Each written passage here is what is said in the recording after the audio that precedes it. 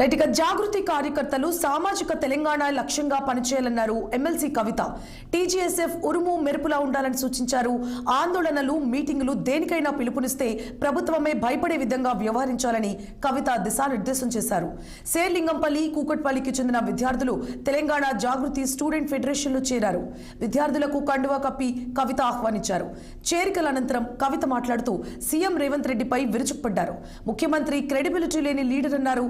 రేవంత్ రెడ్డి చేస్తోన్న జాబ్ లో 35% మార్కులు కూడా రాలేదన్న ఆమె కిరణ్ కుమార్ రెడ్డి కంటే రేవంత్ రెడ్డి బలహీనమైన సీఎం అని వ్యాఖ్యానించారు. ఇక బీసీ బిల్లు అమలు చేయకుండా లోకల్ బాడీ ఎన్నికలకు పోవద్దని తెలంగాణ సర్కార్కు సూచించారు ఎమ్మెల్సీ కవిత. ఇవాళ ఏదైతే ప్రభుత్వం ఇస్తా అని చెప్పి ఇవ్వకుండా ఉందో దాని మీద ఖచ్చితంగా మనం కొట్లాడాలి. దానిలో ప్రధానంగా ఒకటి ఫీ రియంబర్స్మెంట్ అయితే, ఇంకొకటి రేవంత్ రెడ్డి గారు ప్రామిస్ చేసింది ఏంటంటే విద్యా భరోసా కార్డు ఇస్తాం మేము, దాంతోపాటు ఒక 5 లక్షలు క్రెడిట్ కార్డు లాగా ఇస్తాము ప్రతి స్టూడెంట్కి, మీరు ఎక్కడంటే అక్కడ దాన్ని స్పెండ్ చేసుకోవచ్చు అని చెప్పి వాళ్ళు వాగ్దానం చేయడం జరిగింది. ఇవాళ టీజేఎస్ఎఫ్ నుంచి మనం గుర్తు చేయాలి మళ్ళీ ఒకసారి గవర్నమెంట్కి, మీరు ఈ ప్రామిస్ చేసిండ్రు, చెప్పింది చెప్పినట్టుగా చేయండి అని గుర్తు చేయాల్సినటువంటి సందర్భం. టీజేఎస్ఎఫ్ అంటే ఒక మెరుపులాగా ఉండాలి, టీజేఎస్ఎఫ్ అంటే ఒక ఉరుములాగా ఉండాలి.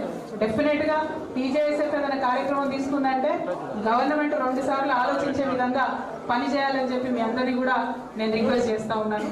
ఇవాళ